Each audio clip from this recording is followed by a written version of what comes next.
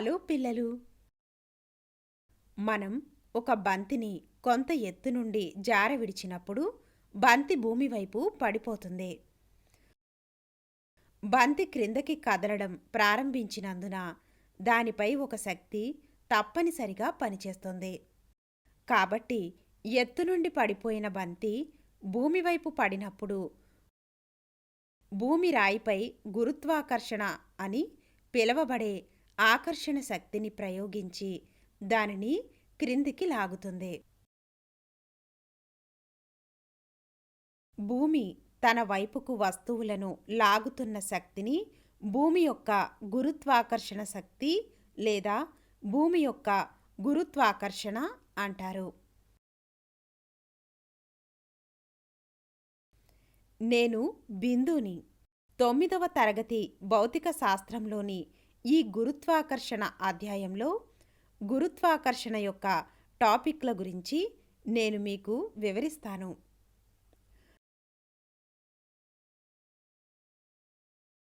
అభ్యాస ఫలితాలు. ఈ అంశాన్ని అధ్యయనం చేసిన తర్వాత మీరు తెలుసుకోవచ్చు. గురుత్వాకర్షణ.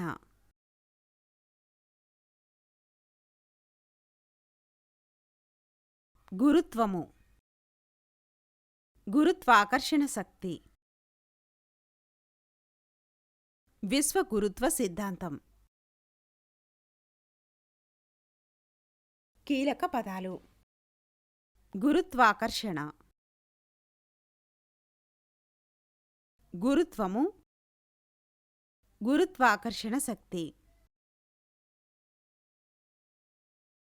గురుత్వాకర్షణ సార్వత్రిక చట్టం. ఈ కాన్సెప్ట్ మ్యాప్లో గురుత్వాకర్షణను అర్థం చేసుకుందాం.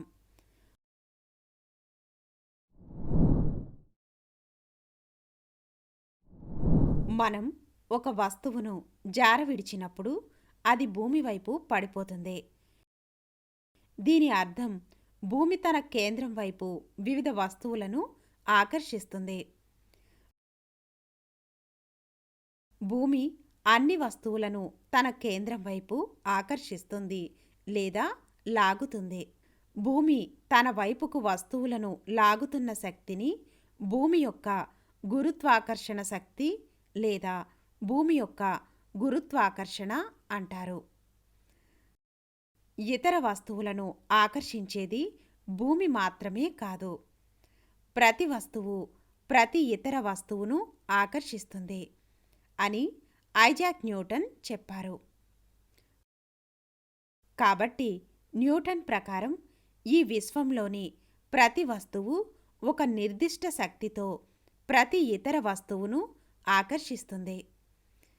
రెండు వస్తువులు ఒకదానితో ఒకటి ఆకర్షించే శక్తిని గురుత్వాకర్షణ శక్తి అంటారు. రెండు వస్తువులు ఏ విధంగానూ టచ్లో లేకపోయినా రెండు వస్తువుల మధ్య గురుత్వాకర్షణ శక్తి పనిచేస్తుంది.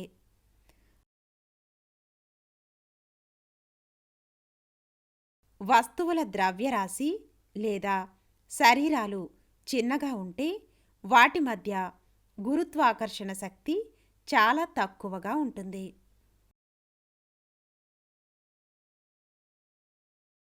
ఉదాహరణ, నేలపై పడి ఉన్న రెండు రాళ్ళు ఒకదానితో ఒకటి ఆకర్షిస్తాయి, కానీ వాటి ద్రవ్యరాశి చిన్నది కాబట్టి వాటి మధ్య ఆకర్షణ శక్తి తక్కువగా ఉంటుంది మరియు అందువల్ల ఒక రాయి మరొక రాయి వైపు కదులుతున్నట్లు మనం చూడలేము. ఏదైనా రెండు వస్తువుల మధ్య ఆకర్షణ యొక్క గురుత్వాకర్షణ శక్తి సార్వత్రిక గురుత్వ సిద్ధాంతం ద్వారా ఇవ్వబడుతుంది.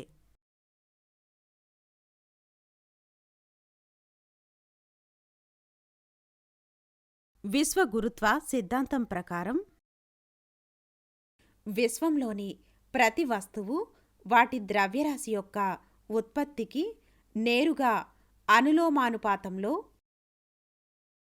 మరియు వాటి మధ్య దూరం యొక్క వర్గానికి విలోమానుపాతంలో ఉండే శక్తితో ప్రతి ఇతర వస్తువును ఆకర్షిస్తుంది.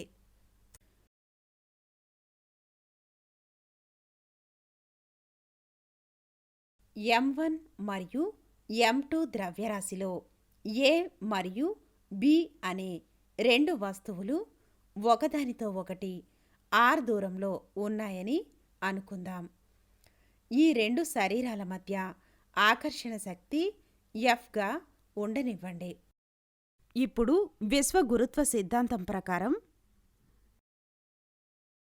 రెండు వస్తువుల మధ్య బలం వాటి ద్రవ్యరాశి యొక్క ఉత్పత్తికి నేరుగా అనులోమానుపాతంలో ఉంటుంది. F ప్రొపెషనల్ M1 into M2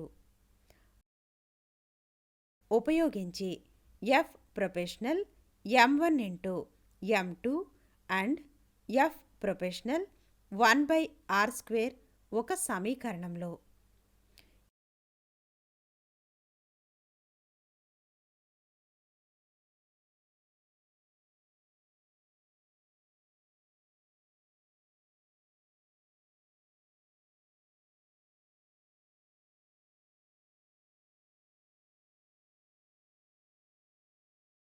F ప్రొపెషనల్ M1 into M2/r².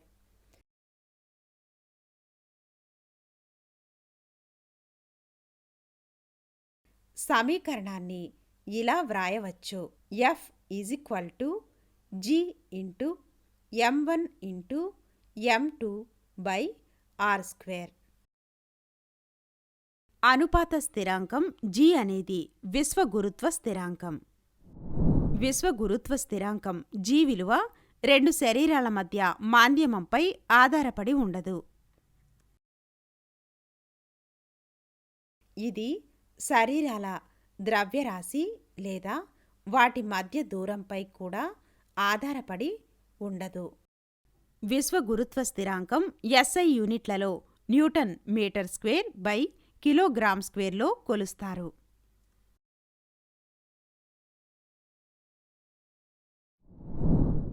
విశ్వ గురుత్వ స్థిరాంకం G అనేది ఒకదానితో ఒకటి యూనిట్ దూరంలో ఉంచబడిన యూనిట్ ద్రవ్యరాశి యొక్క రెండు శరీరాల మధ్య ఉన్న గురుత్వాకర్షణ శక్తికి సంఖ్యాపరంగా సమానంగా ఉంటుంది.